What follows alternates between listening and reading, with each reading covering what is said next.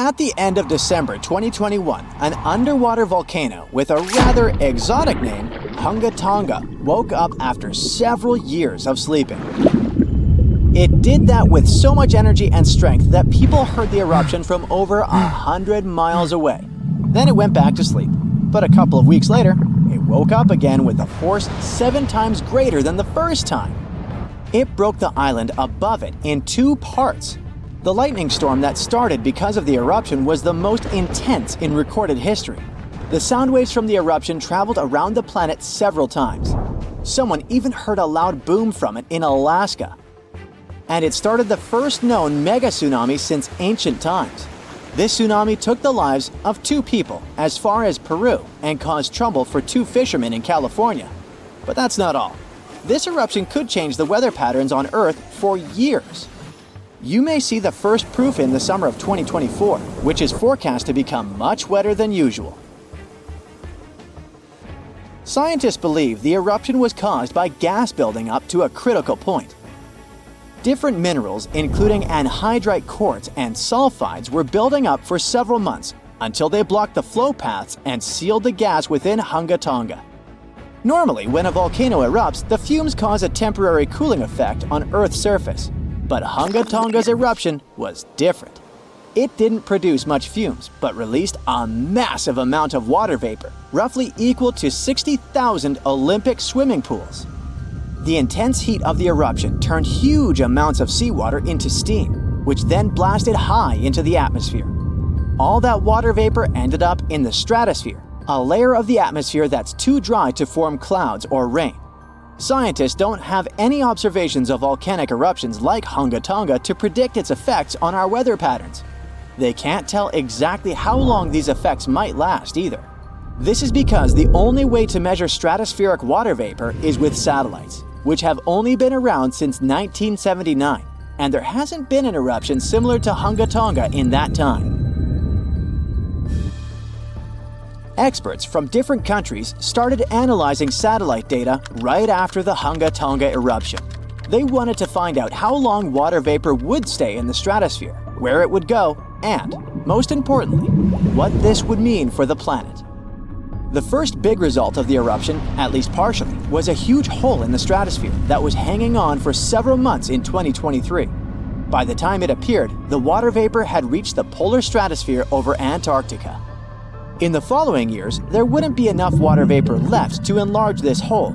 It looks like Hunga Tonga will have just a minimal effect on global average temperatures. But there are some surprising, lasting regional impacts. One of the scientific models forecasts colder and wetter winters for northern Australia until about 2029. In North America, it predicts warmer winters, and Scandinavia could have even colder winters. This is just one study though, and one approach to understanding how the eruption of Hunga Tonga can change our weather. We do have at least one example from history when a volcano eruption changed the world. Over 2 centuries ago, in 1815, Mount Tambora erupted and caused the year without a summer. In the following year, the winter was unusually cold and wet weather across Europe and North America. A recent study confirms that 1816 wouldn't have been this cold without the volcanic eruption. The immediate effects of the eruption were catastrophic, with tsunamis destroying homes, claiming 10,000 lives, and 80,000 more who fell ill in the aftermath. The eruption of Mount Tambora was one of the strongest in the last 1,000 years.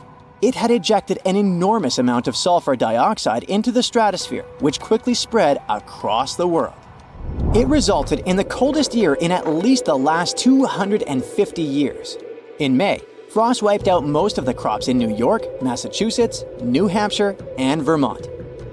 By June, heavy snow covered the ground in Albany, New York, and Dennisville, Maine, and New Jersey had 5 straight nights of frost. The cold continued into late summer, which should have been the harvest season. In July, lakes and rivers were still frozen as far south as northwestern Pennsylvania, and frost stayed in Virginia until late August. Temperatures would drop from above normal summer highs to near freezing within just a few hours. The weather was completely unpredictable. Prices of food skyrocketed. The cost of oats for horses, which were the main mode of transportation, also rose sharply. Some people believe this situation inspired Carl Drees to invent the bicycle in 1817 as an alternative transportation method. Tambora changed weather patterns completely for not just 1, but 3 years. The whole planet got colder, and as crops failed, probably at least 1 million people starved. Scientists don't have solid evidence of volcano eruptions that have taken more lives than Tambora. But the Krakatoa eruption in Indonesia in 1883 is far more famous than Tambora because information about it spread worldwide via telegrams and photos. Its final blast was the loudest recorded sound in history, and people could hear it on 10% of the entire Earth's surface. The eruption started a tsunami with waves about half as tall as the Statue of Liberty. Still, it was less powerful than Tambora's eruption. The island that once hosted Krakatoa disappeared in the eruption, but new eruptions began less than 50 years later and created the Child of Krakatau cone in the center of the caldera of the old eruption. The new volcano still comes to life from time to time. Mount Vesuvius's eruption, which took down Pompeii, is one of the most well-known volcanic disasters in history. It took around 2,000 lives, much fewer than Tambora. According to a famous Roman author of that time, the eruption lasted 18 hours. Pompeii was covered by a layer of ash and pumice that was thicker than twice an average human height. The nearby coastline also changed dramatically. In today's world, the after effects of volcanic eruptions are often more dangerous than the eruption themselves. Thanks to advances in technology, we can now predict volcanic eruptions more accurately and use safety measures like evacuations and flight cancellations. But there's still a lot of risk that changes in weather patterns and drought all over the world, especially in areas like India, East Asia, and East Africa that are affected by monsoons. Volcano eruptions can also have effects you wouldn't probably expect, like the evolution of dinosaurs. These guys were once the size of cats, waiting for their time to shine. It came around 230 million years ago. This time is known as the Carnian pluvial episode. Before it, Pangaea was a dry and arid supercontinent. But then, there were 4 major volcanic events that pumped huge amounts of carbon dioxide into the atmosphere. Global temperatures and humidity spiked because of it. These massive eruptions most likely happened because of the Wrangellia Large Igneous Province eruption in what is now British Columbia and Alaska. This prolonged volcanic activity created the right conditions for dinosaurs to blossom and diversify, and also for the rise of other groups, like modern conifers, ferns, crocodiles, turtles, insects, and early mammals. With higher temperatures and more rainfall, terrestrial plants have evolved, and humidity-loving ones have become dominant. Without those changes in the world, we could have a completely different natural history. There's some solid proof that volcanic activity has really changed the weather patterns back then. Scientists have found layers in the Earth's core that show different types of carbon. It means there were 4 massive releases of carbon dioxide into the atmosphere. The data on mercury and carbon together shows that the spike in mercury levels was thanks to a major volcanic event that affected the global carbon cycle, and not just local eruptions. Get ready, because one of the Pacific Ocean's most active volcanoes might blow any minute now. Scientists monitoring axial seamount, a gigantic underwater lava factory just off the coast of Oregon, say it could erupt literally any time between today and early 2026 at the latest. Yes, it's underwater, but don't get tricked by the ocean's cover. This beast is almost 3 times taller than the Empire State Building. This volcano is inflating like a souffle at a Michelin-starred restaurant, and scientists are so excited they will live stream it. Seriously! So here's the thing. This volcano will explode at any moment now because, well, it's inflating fast. Over the past few months, researchers have noticed that the seafloor is literally rising. It's like Axial is doing its best impression of a waterbed filled with molten rock. Scientists call this inflation, which sounds like something you'd complain about after Thanksgiving dinner. But in volcano terms, it means magma is piling up underground, causing the seafloor to bulge like a souffle that's this close to collapsing. Now, an underwater volcanic eruption might not sound so exotic. After all, most volcanic activity on Earth happens under the sea. Believe it or not, there are more than 1 million submarine volcanoes quietly churning lava beneath the waves as you watch this. The ocean floor is Earth's biggest volcanic hotspot. What makes axial seamount so thrilling is that it's under intense scientific surveillance, unlike any other underwater volcano. It's like the star player in a volcanic reality show, with a network of ocean-bottom instruments giving researchers real-time updates on magma movements, seismic tremors, and crust deformation. In fact, Axial Seamount hosts the world's first-ever underwater volcanic laboratory. Scientists have been keeping a constant eye on it since the 1990s, when they installed sensors that now relay live data straight from the seafloor. This kind of monitoring is unheard of elsewhere and has turned Axial into a geological celebrity, one whose behavior we can track with remarkable precision. Besides, Axial is hilariously predictable. It erupts roughly every decade, and right on cue, it's gearing up for another performance. By mid-2024, it had inflated to nearly the same level as before its last eruption, which means the countdown is on. Scientists are so confident in its schedule that they've set up a volcanic advent calendar, waiting for the day when Axial decides to pop. But hold on, Axial Seamount isn't just your average underwater volcano. It's got style, personality, and a geological identity of its own. Now, most underwater volcanoes, called seamounts, tend to look like cones or flattened domes. Axial laughs in the face of tradition with its unfashionably rectangular caldera, a 2-by-5-mile crater that looks like it was designed by a geologist with a ruler and a grudge against curves. Most volcanoes opt for the classic circular look, but Axial, it went full avant-garde. This caldera is punctuated by fissures, vents, lava channels, and mysterious dome-like structures that rise hundreds of feet high. It's like the volcano's wearing a funky geometrical crown instead of the usual rounded hat. What's more, Axial's location is like prime real estate for geological fireworks. It sits right where two major forces collide, literally. First, it's on the Juan de Fuca Ridge, an underwater mountain range formed where two tectonic plates are slowly pulling apart, like a zipper being undone. Second, it's perched atop the Cobb Hotspot, a deep mantle plume that acts like Earth's sneaky magma espresso machine, pumping molten rock from deep inside the planet and fueling a whole chain of seamounts. To put it plainly, it's like the tectonic plates are reluctant dance partners, sliding away from each other, while the Cobb Hotspot acts as the DJ, turning up the heat and keeping the magma party going.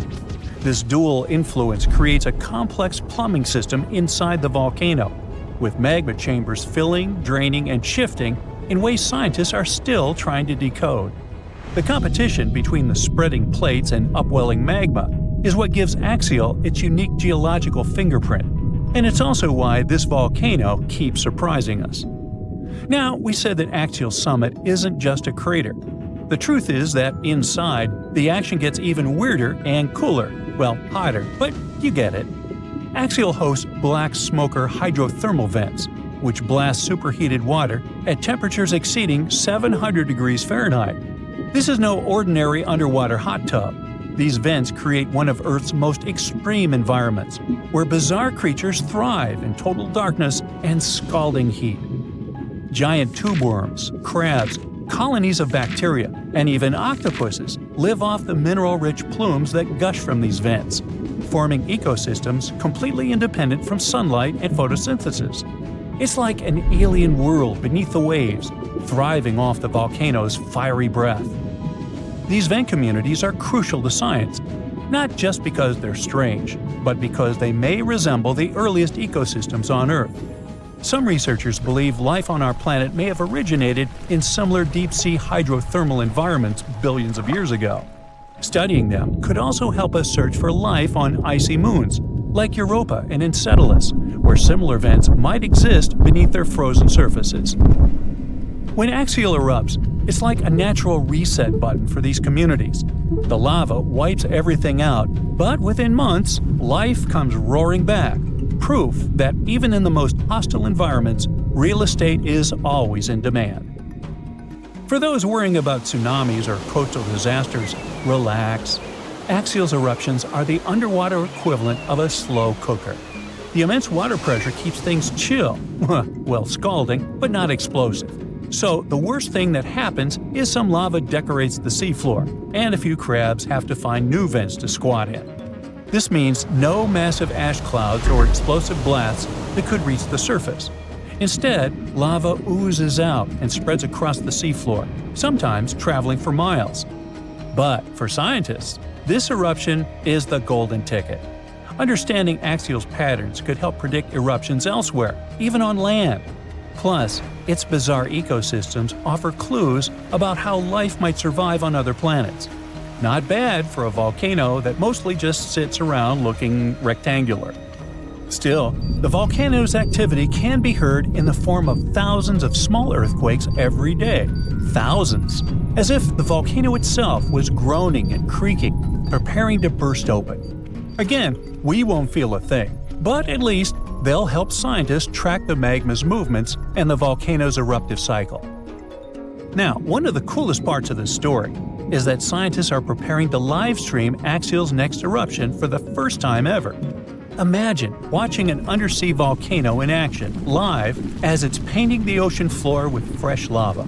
It's like a front row seat to a natural fireworks display, thousands of feet beneath the waves. The livestream will come courtesy of the Ocean Observatory's initiative, which maintains a series of fiber optic cables linking Axial's instruments directly to shore. It's the Wi-Fi of the deep sea, and it's about to broadcast molten rock in HD. And there's another twist. Scientists have noticed a curious pattern in Axial's eruptions. All three of its most recent eruptions, in 1998, 2011, and 2015, happened between January and April, the months when Earth starts moving away from the Sun. So why? Well, it might have something to do with the Moon's gravitational pull. The Moon's orbit causes ocean tides to rise and fall, which changes the pressure on the seafloor and could help nudge the magma chamber to its breaking point. I guess the Moon isn't just a romantic light in the night sky. It might be the ultimate volcanic whisperer. So, one thing's for sure, when Axial goes, it'll be the best documented underwater eruption in history. So, keep your eyes peeled. This is one natural spectacle you won't want to miss. And who knows, if we're lucky, we might even get deep-sea eruption ASMR out of the deal. Now, if you'll excuse me, I'll be refreshing the live feed like it's a Taylor Swift ticket sale. Guess what? A huge ocean might be hidden deep beneath us, about 250 to 400 miles down, and it's bigger than any ocean on Earth's surface. Scientists were listening to earthquakes deep within our planet and noticed how these shakes slowed down when passing through certain parts of the mantle. This suggested that water was there. Models and experiments led them to uncover the underground ocean. But this ocean isn't like the typical water you imagine. It's a lot crazier. The mantle is a thick layer between the Earth's crust and core. It consists of the upper mantle, the lower mantle, and a mysterious layer between them called the transition zone. In the upper layer, we can often find a fascinating material called olivine, which got its name from a pretty greenish color. Olivine doesn't care about high temperatures and thrives in lava comfortably. It not only thrives, but it even makes up 50% of the entire upper mantle. We can find this stuff on Earth thanks to volcanoes. When volcanoes spew their magma out, all the minerals in it make their way to the surface. As magma cools and solidifies, it forms igneous rocks, and the minerals start to crystallize. Olivine is one of the first minerals to crystallize, and since there's so much of it in magma, it forms lots of crystals. Sometimes they're small, but sometimes they grow large and become very noticeable. We collect these large gemstones and use them to make pretty accessories and for other purposes, such as casting metals. But as we dive deeper within the Earth, about 250 miles down, things get strange for olivine. We enter the mysterious transition zone. The pressures get way higher, and the temperatures rise significantly. Here, olivine transforms into beautiful rock called wadsleyite and ringwoodite. Just like with olivine, we sometimes find them thanks to volcanic activity. Both are blue-green with a beautiful glassy appearance. Unfortunately, they're exceedingly rare and small, so you can't make accessories out of them. They're usually studied in labs. But they can do something that olivine can't. Thanks to their structure, they can act like a sponge, soaking up water. Now, this doesn't mean that they're literally wet. Rather, wadsleyite and ringwoodite can store water components, hydrogen and oxygen, within their structure. Usually, up to about 3% of them are water particles. These two little guys play an immense role in our planet's geology. They influence how the Earth's mantle conducts electricity as well as its viscosity, or how well it flows. This affects mantle convection, plate tectonics, and even volcanic activity. Without these tiny crystals, our planet would be completely different. The world could be mostly underwater, with just a few mountaintops visible. They also help us better understand how water works in general. So the transition zone is special because it's hydrated. Here we come to the recent discovery, a massive underground water reservoir. Scientists try to understand how water behaves in this deep part of the Earth. They discovered that as water-rich ringwoodite moves even deeper into the Earth to the lower mantle, it can start to melt a bit. This means it can release a bit of water and then trap it somewhere underground instead of letting it move around freely. But this released water wouldn't really be in its liquid, solid, or gas forms. Instead, it would be chemically bound to the underground structures. So, it won't be an ocean in the traditional sense, but there might be a vast amount of water down there. This finding is super important because it changes the way we understand Earth's water cycle and resources. It turns out that water isn't just found on the surface, but also moves through hidden spaces deep inside the planet. Another fascinating thing we discovered about water is that it might exist in a mysterious fourth state of matter. Now, we're used to thinking of water in its three common states: solid, liquid, and gas. But under extreme pressure in tiny spaces, it can enter a mysterious fourth state known as tunneling. We discovered this strange behavior in the mineral called beryl. Within beryl, there are super small six-sided channels, just about 5 atoms across. Turns out these channels act like tiny cages that can trap individual water molecules, like wadsleyite and ringwoodite. In these conditions, the water molecules start showing behaviors that are closer not to classical physics, but to quantum physics. Quantum tunneling allows particles to exist in multiple places at once or pass through barriers they shouldn't be able to. Imagine a ball that somehow ends up on the other side of a hill without climbing over it. It just goes through the hill. Hydrogen atoms in beryl are like tiny balls.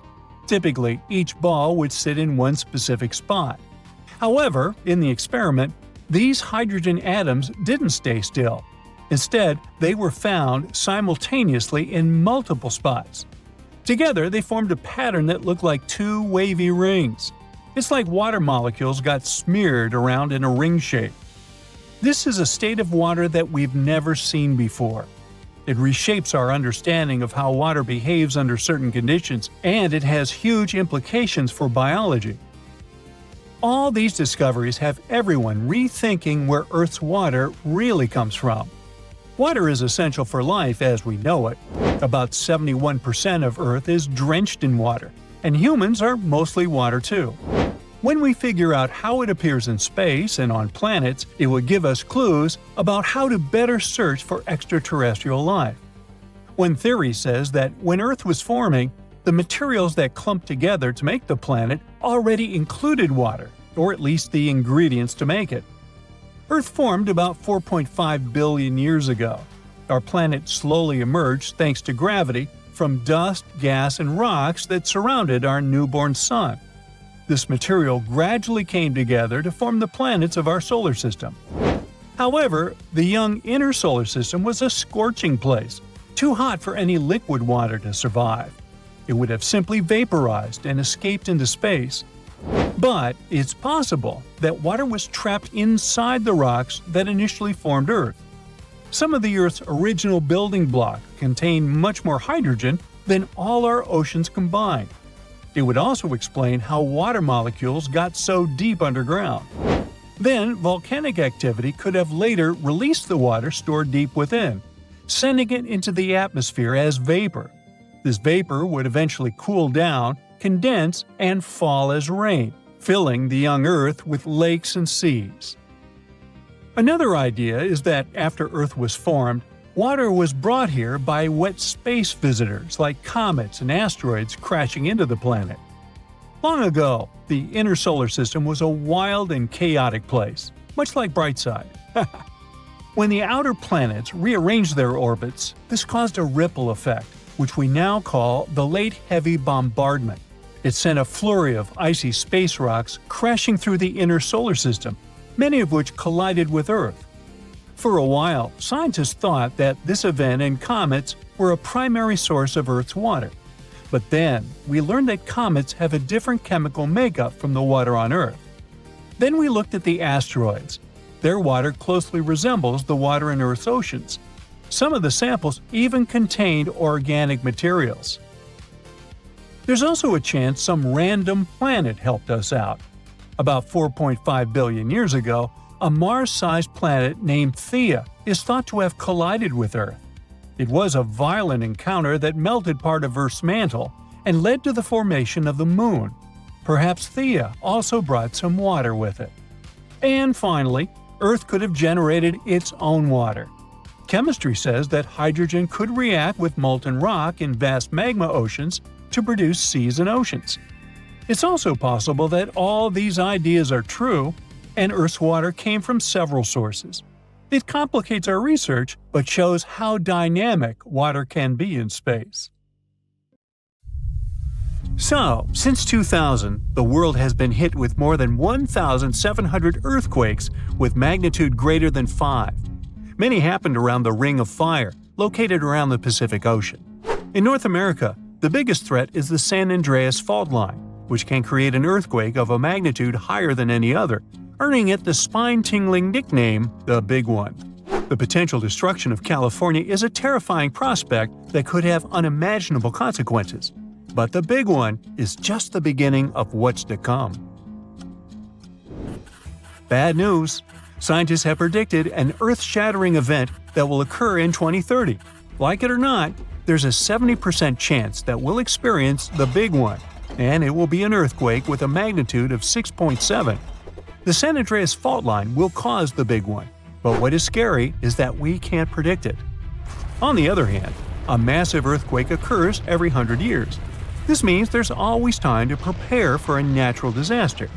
If we traveled back in time, we'd see a few significant earthquakes like the ones that wiped out San Francisco and Fort Tejon. Buildings made a long time ago are not quake-proof. They will collapse. Even if they survive, you should not enter them. But buildings are not the most dangerous part. You should watch out for electrical lines and gas pipes. Your hill house might be lovely, but it is extremely unsafe.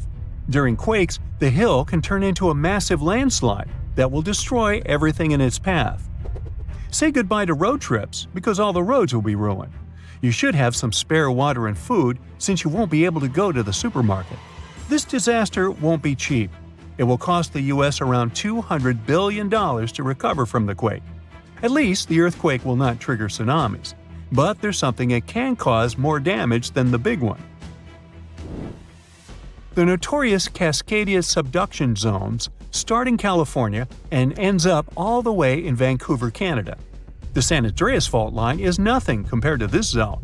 It can wipe the whole coast off the face of the Earth, an example of hyperbole. Subduction zones are tectonic plates forced to be one under the other and constantly pulling apart. One is called the North American Plate and the other is the Juan de Fuca Plate. Zones like these are not to be messed with, since they are terrifying hotspots for earthquake activity and extremely dangerous because they cause massive underwater quakes. But they are underwater, so what can they do to us? Well, they can cause giant tsunamis, flooding cities, and destroying the coastline. Right now, the most active zone is the Ring of Fire. The Cascadia zone might be less active, but it is like a sleeping beast that can wake up and destroy everything in its path, causing a groundbreaking earthquake. The last time all this stress was released was in the year 1700. Unlike the San Andreas quake, this one will cause massive tsunamis and much bigger shocks. Let's hope you'll be camping in an open field at that time, because most buildings and bridges will likely be destroyed. Also, be ready for the aftershocks, as they'll be devastating. Nature won't be spared either. Landslides will change animals' habitats.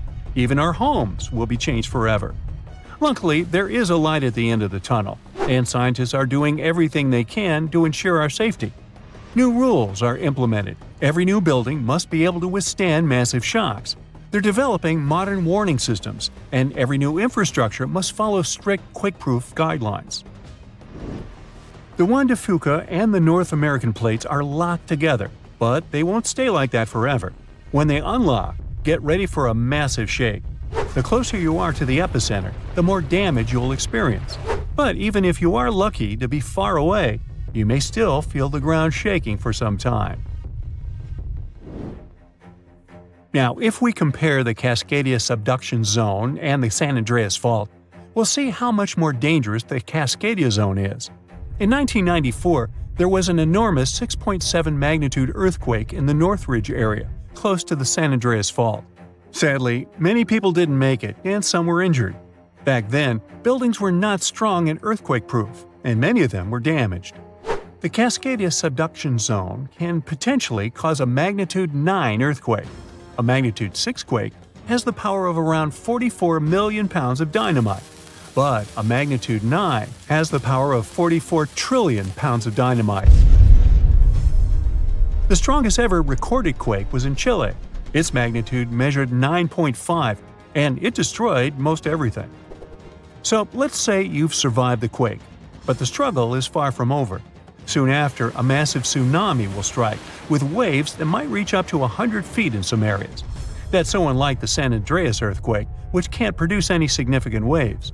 So say goodbye to your beautiful garden, since salt water will destroy trees and plants, changing the environment for a period of time. The only positive thing will be you won't need Halloween decorations, because all those dried-out trees will resemble a ghost forest. The combination of waves, quakes, and the sheer size of the area will make this natural disaster much more dangerous than any caused by the San Andreas fault or the so-called Big One. A quake similar to this happened around 300 years ago. Many more have been recorded in the past 3,500 years, proving that they continually occur every 400 to 600 years. So, technically, we have around 100 to 300 years before the next big one hits. We still have no idea how exactly the Cascadia subduction zone works, because we discovered it in 1970. This zone is super scary because it can cause big earthquakes. It was found by accident when researchers studied the Ring of Fire. They wanted to know if this area had caused any trouble in the past years, and the proof was under their noses. In Washington, there is a horror forest where nothing has been growing for years. When researchers tested the soil, they found a tremendous amount of salt. They put two and two together and concluded that a massive tsunami had been the reason. Experts still didn't know when the forest was destroyed, but Japan kept records of a gigantic earthquake that had a similar effect. It was the one that happened in the year 1700. There is a 1 in 3 chance that the next one will occur in 2050. You must know how to survive the Canadian earthquakes and make it out unscathed, so listen carefully. Those who live in this area have almost no experience with earthquakes like this one. Surviving the quake is relatively easy, but the tsunami coming afterwards is the real danger. After the shake, find the highest ground and go there. Only bring the essentials, like food and water. Yeah, leave your baseball card collection at home. After the first hit, don't try to go down. Seismologists say that most likely there will be a few more waves, and they have proven this. On the 22nd of May, 1960, seismologist Jerry Eston and his 4 friends went to Hawaii to see an expected tsunami that was to happen around midnight. They set up their gear on Wailuku Bridge with an escape route planned. This bridge had been destroyed in the previous tsunami. but the new one was much taller and better. After midnight, the water was 4 feet above the average level. The second wave hit a half hour after midnight, and the water rose another 9 feet by 1 a.m. The water started going down and dropped by 7 feet, but the horror was far from over. Next, they saw a wave that was around 20 feet tall. This shows us that tsunamis are unpredictable, and we should listen to experts to stay safe. Around 5.3 million years ago, a crucial event reshaped the Mediterranean region. It was a colossal flood that refilled the local sea, which had been extremely barren and salty up until that point. It got the name Zanclean Flood, and it forever changed the geography of the area. The Mediterranean Sea is surrounded by Europe, Africa, and Asia, and connects to the ocean by the Strait of Gibraltar. This is quite a narrow passage, measuring about 8 miles. It may not be that wide, but the strait plays a crucial role in maintaining the liquid balance between these two bodies of water. About 6 million years ago, a bunch of things might have caused the Mediterranean to be cut off from the Atlantic Ocean. Some say it was an ice age. Others speak of tectonic movements, like earthquakes. Whatever the cause, it pushed the Mediterranean area into a period called the Mycenaean Salinity Crisis. For about 1,000 years, the sea slowly evaporated, leaving behind a dry basin that was several miles below sea level. This crisis really changed the landscape, creating conditions similar to those found in today's Dead Sea. What this means is that the lush Mediterranean beauty used to be a super salty environment, containing nearly 10 times more salt than the ocean. Say you could have visited. You would have been able to effortlessly float on the little water you could find, even if you're not a skilled swimmer. The amount of salt and that mineral content would have made it challenging for most creatures to survive. However, some hardy microorganisms, such as bacteria, could have adapted to these harsh conditions. These days, at the bottom of the Mediterranean Sea, we can find holes as large as the Grand Canyon, and they seem to have formed during that same period of dehydration. Evidence suggests that massive rivers, such as the Nile and the Rhone, flowed directly into the Mediterranean back then, leaving behind canyons as they reached the bottom, thousands of feet below the sea level. People had to find some sort of explanation back in the day for the drying of the Mediterranean, so they came up with myths and legends. One such tale was told by the people of southern Iberia, in modern-day Spain and Portugal. It was also recounted by a famous Roman writer called Pliny the Elder. What this legend said was that the Mediterranean used to be cut out from the ocean until the hero Hercules, with his mighty sword, carved a path. He did so between a fictional location in modern-day Africa and the Rock of Gibraltar. This allowed the ocean waters to flow in, transforming the Mediterranean into what we know today. Some fossils also seem to confirm the unusually large flood. Remains of marine organisms were found in layers high above current sea levels. This means the areas were once submerged underwater. These fossils belong to mollusks, fish, and marine mammals. Because of modern techniques, we now have at least an estimated timing of the Zanclean flood. Scientists used computer simulations to reconstruct the event, providing further evidence that it was real.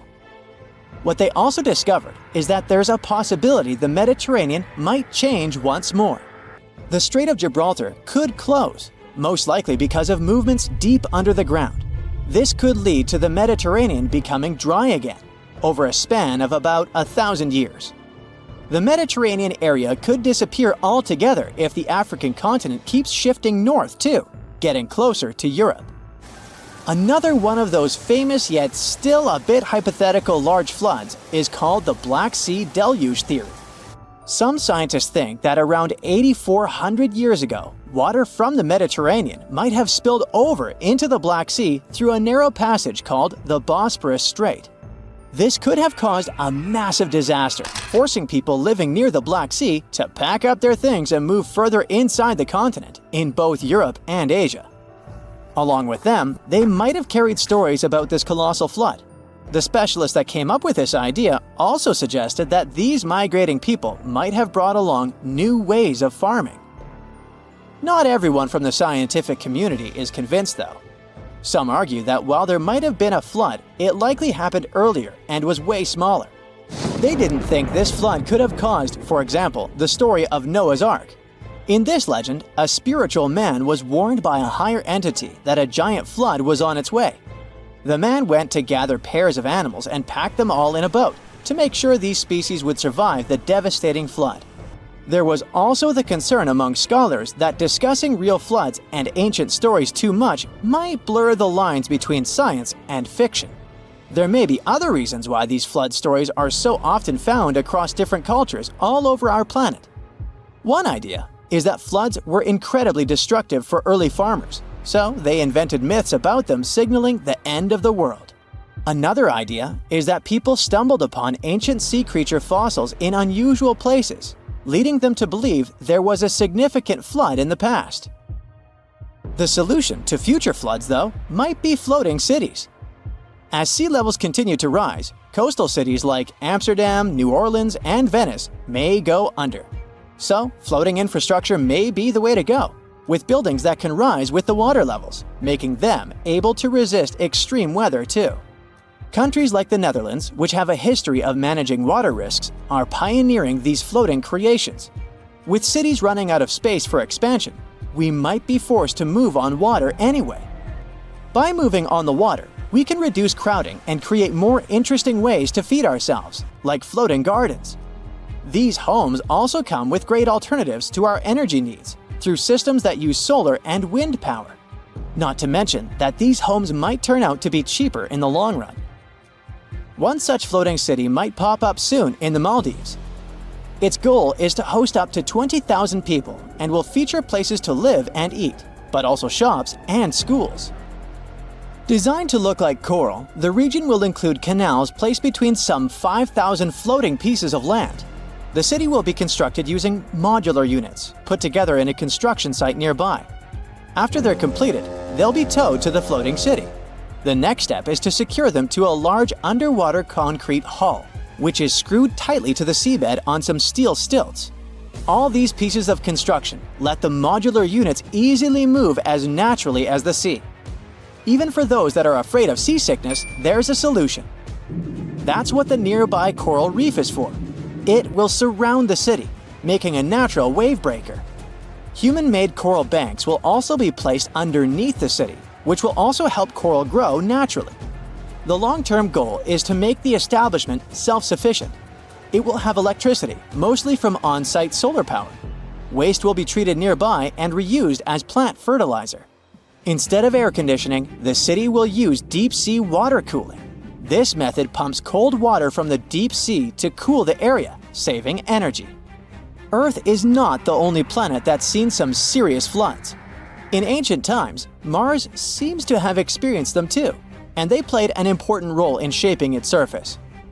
Recent research reveals that billions of years ago, Mars was heavily affected by some serious river flooding, which contributed to the formation of its valleys and canyons. The reason for these floods was heavy rainfall, which reshaped the Martian landscape in a jiffy, at times even within days or weeks. Unlike Earth, where rivers form pretty slowly, Mars experienced rapid changes because of these floods, particularly around 4 billion years ago. We've known for quite some time that there have been floods on Mars, but this study really showed us their extent. We now know they were more widespread and frequent than previously thought. There's an old volcano in Bolivia called Uturuncu. It hasn't erupted in about 250,000 years, so you may think that's the end of its story. But recently, it has started to act a little strangely. At the moment, it resembles a zombie that's waking up from a long nap. Uh-oh, is that kind of apocalypse nearing? Uturuncu is a huge mountain in the Andes that's almost 20,000 feet tall. It's called a stratovolcano, which means it's big, steep, and cone-shaped. These kinds of volcanoes are made from layers of lava, ash, and rocks. They can have terrifying, powerful, explosive eruptions because their lava is thick and traps gas inside. Think of it like a shaken-up soda that's ready to burst. Famous ones like Mount Vesuvius are just like Uturuncu. And do you remember about the tragic fate of Pompeii? Completely destroyed during the eruption of Mount Vesuvius? Does something similar await Bolivia? Even though Unturnunku has been quiet for a long time, scientists have noticed that it's been letting out gas, rumbling with small earthquakes, and even making the ground around it bulge, kind of like it's stretching. So, people started wondering if it was getting ready to erupt again. Scientists decided to take a closer look at this situation and found out that liquid and gas moving around under the volcano is causing all this activity. It doesn't mean the volcano is definitely going to erupt, but it helps explain why it still seems alive. Let's dive into details. Since the 1990s, scientists have been using satellites and GPS to keep an eye on the ground around the Unturnunku volcano. At one point, they noticed something weird. The ground was rising in the middle and sinking around the edges, kind of like a sombrero hat. The middle part has been slowly going up for at least 50 years, by about 0.4 inches a year. It doesn't sound like a lot, but hold on. This strange shape, along with lots of tiny earthquakes and gas like carbon dioxide coming out of the volcano, made scientists think that there might be a giant blob of magma growing under the mountain. If that were true, it could mean only one scary thing. The volcano could be getting ready to erupt. Unturnunku sits on top of a huge underground pool of magma called the Altiplano Puna magma body. This pool is really big and really deep, stretching under parts of Bolivia, Chile, and Argentina. Scientists thought that magma from the APMB might be rising and collecting near the surface, which could lead to an eruption. But now, after studying more than 1,700 earthquakes and checking the rocks around the volcano, scientists have a new idea. Apparently, it's not magma rising up. Instead, hot fluids and gases are traveling up from the APMB through a narrow path shaped like a chimney. These gases, like steam and CO2, can get trapped under the top of the volcano, while salty water, brine, spreads out sideways into tiny cracks in the rocks. This moving gas and water can make the ground rise and fall and cause small quakes, without any magma getting close to the surface. So the good news is, Unturnunku probably isn't about to erupt. If it did happen, it would cause serious damage to nearby communities and even pose a threat to human lives. Lava flows could reach towns tens of miles away from the volcano, and volcanic ash could even spread across Bolivia, Argentina, and Chile. Luckily, even though the volcano is still alive and rumbling, it's not as dangerous as scientists once thought. This discovery might help scientists figure out if other volcanoes around the world are getting ready to erupt. Now, let's visit Alaska, where according to researchers, Mount Spur might erupt soon. It's letting out strange amounts of volcanic gases from the top and side vent, the very vent that last erupted in 1992. If it erupts again, it could cause problems for airplanes flying nearby and might send ash falling from the sky. The good news is that nobody lives close to it, so people are safe for now. But even though Mount Spur isn't super dangerous, there are other volcanoes around the world that could be really destructive. One of those is Campi Flegrei, a giant volcano system near the city of Naples. Instead of one big mountain, it has 24 craters spread across the area. It last erupted in 1538, but its biggest eruption happened about 40,000 years ago. That explosion covered the whole Mediterranean region in ash and made temperatures drop by up to 16.2 degrees Fahrenheit in Eastern Europe, which led to a very cold volcanic winter. If Campi Flegrei erupted again today, it could be very dangerous. It might cover Naples and nearby places in ash, causing earthquakes and landslides, and create air pollution and acid rain. scientists are keeping an eye on it, especially after a 4.4 magnitude earthquake shook the area in March 2025. But the good news is, there's no sign that magma is rising to the surface right now, which means an eruption isn't expected soon. Still, since Italy has a lot of volcanic activity, experts continue to watch it carefully. Mount Vesuvius is also in Italy and is one of the most famous volcanoes in the world. It's known for its huge eruption in 79 CE that buried the Roman cities of Pompeii and Herculaneum. The last time the volcano erupted was in 1944. Today, Vesuvius is even more dangerous because over 3 million people live near it. Around 700,000 people are living illegally right on its slopes, which puts them even more at risk. If the volcano erupts again, it could send rocks and ash flying through the air at nearly 100 miles per hour and cause major destruction, possibly even wiping out Naples. And still, scientists believe a big eruption from Vesuvius probably won't happen for a few hundred more years. But since it's still an active volcano, researchers continue to monitor it. Cumbre Vieja is a volcano on the island of La Palma, which is part of the Canary Islands. It last erupted in 2021. During that eruption, lava poured out of the volcano and flowed all the way to the sea. It destroyed over 3,000 homes, but luckily, thousands of people were safely evacuated, so it wasn't as bad as it could have been. In the past, scientists were worried that a huge eruption could cause the entire western side of the volcano to break off and crash into the ocean. This could create a mega tsunami, sending massive waves hundreds of feet high across the Atlantic Ocean. But more recent studies have shown that this is very unlikely to happen. Mount St. Helens is a volcano in Washington state in the United States. It had a massive eruption in May 1980 that ended the lives of 57 people. That eruption also caused the biggest landslide ever recorded. Hot, pressurized magma exploded from the volcano, shooting ash 15 miles into the sky. Ash covered a huge area, and around 230 square miles of land was destroyed. Mount St. Helens is still active and is expected to erupt again someday, possibly even in our lifetimes. But experts say it's not likely to have another huge sideways blast like the one in 1980, thanks to a deep crater that is now formed at the top. It will change the way the volcano might erupt. Popocatépetl is a big, active volcano in Mexico. It's been slowly erupting on and off since the early 2000s.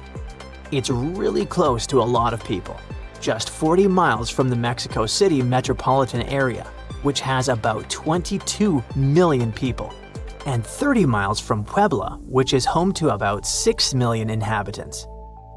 If Popocatépetl had a huge eruption, it could cover Mexico City in thick ash as much as 8 inches deep. That ash could block drains, mess up the water, and even stop the electricity from working. Even worse, fast-moving lava and super hot flows, called pyroclastic flows, could rush down the mountain and destroy towns nearby. The volcano was quiet for 50 years, but now it rumbles and shakes pretty often.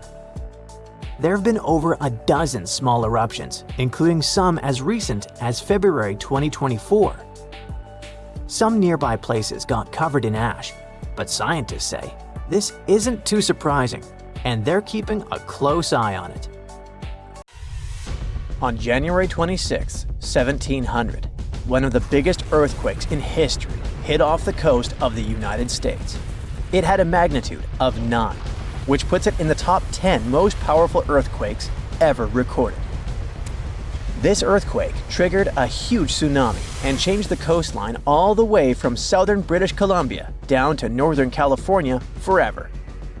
Back then, the area wasn't very populated, but thanks to some clever research, scientists figured out exactly what happened that day by looking at old geological records, tree rings, and even some history from Japan. On the same day as the earthquake, a massive tsunami also hit Japan's eastern coast. For a long time, no one connected the two, but in the 1980s and 90s, researchers realized the tsunami in Japan had been caused by the earthquake in the Pacific Northwest. They were also able to pinpoint the exact day, January 26, 1700. They even found old trees in coastal Washington that had all perished around the winter of 1700, which matched up perfectly with the timing of the earthquake. The earthquake came from the Cascadia subduction zone, a fault where the Juan de Fuca plate slides under the North American plate. This fault stretches about 700 miles, from northern Vancouver Island in British Columbia to Cape Mendocino in California. The pressure from the moving plates builds up over time, and eventually, another big, devastating earthquake will hit the same region. It's just a matter of time. By looking at the geological records, past tsunami deposits, and signs of land level changes, scientists can figure out how often these huge earthquakes happen. Emergency planners have been preparing for the next big quake, often calling it the big one. Scientists believe earthquakes in the Cascadia subduction zone happen every 200 to 1,000 years. And since the last major one was over 300 years ago, the Pacific Northwest is definitely due for another. When it happens, the earthquake is expected to be as big as the one from 1700. But this time, it'll affect around 15 million people. The devastation will be severe. Buildings will collapse, roads and runways will crack, and bridges will fall. Communication in and out of the area will be cut off. But the worst part? The earthquake will trigger a massive tsunami that might hit parts of the Washington coast in as little as 10 minutes. It's not a matter of if, but when the Cascadia subduction zone will break. When it happens, it will be the worst disaster the US has ever faced. Worse than the Hurricane Katrina or Superstorm Sandy. It'll impact an enormous area, stretching from southern British Columbia all the way down through Oregon to northern California. That means millions and millions of people will be affected. Fairchild is considered a backup staging area for handling the aftermath of the earthquake, with Grant County International Airport in Moses Lake being the main one. For those who will survive the initial quake and tsunami, the aftermath could be just as disastrous. Aftershocks will follow, and transportation will be a mess. Roads will be damaged or completely blocked, airports will shut down, and most of the main routes, like Interstate 5, will have bridges destroyed. This means food and water supplies will be cut off, and it will be incredibly difficult for help to get in or for people to escape. Gas pipelines will most likely be damaged too, and restoring them could take anywhere from a few days inland to weeks or even months along the coast. Power outages will be widespread within 100 miles of the coast throughout the entire Pacific Northwest. And water could be out for 3 to 7 months. Even telecommunications will be down for 2 to 3 months across the Pacific Northwest, Alaska, and even parts of East Asia.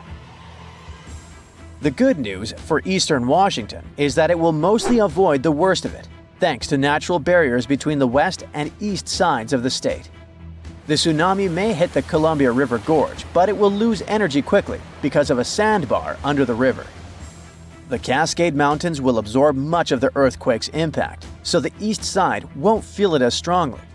And since eastern Washington won't get hit as hard, it'll be up to them to handle the aftermath of the quake. That means helping western Washington, taking in refugees from the areas that got destroyed, and delivering supplies to where they're needed. Scientists have looked at other major 8.0 to 9.0 magnitude earthquakes like the ones in Chile in 1960, Alaska in 1964, and Sumatra in 2004, and Japan in 2011.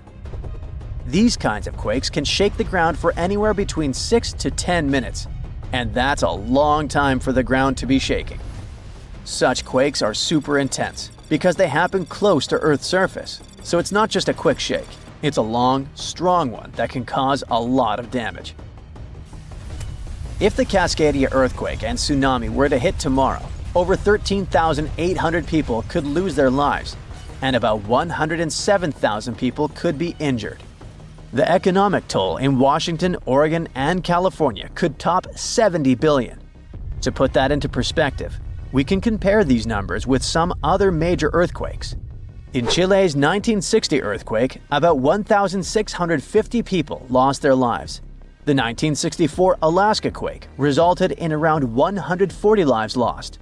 The 2004 Sumatra earthquake and tsunami took the lives of an estimated 280,000 people.